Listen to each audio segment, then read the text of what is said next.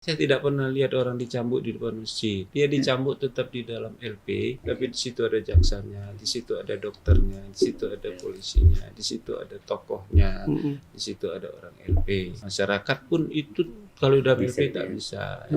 Karena Jadi di Arab Saudi nggak ada hukum cambuk itu terbuka.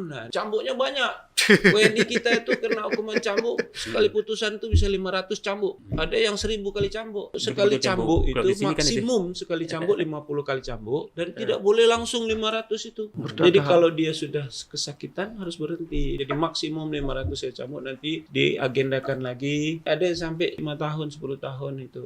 Yang kedua, untuk meringankan hukuman, di sana itu ada pembinaan. Siapa yang bisa hafal 1 juz maka dikurangin penjaranya sekian hari, 2 juz sekian hari, dan mereka akan mendapatkan reward dari gubernur atau bupati setempat ketika setiap tahun diadakan halaqah untuk menguji hafalan Quran.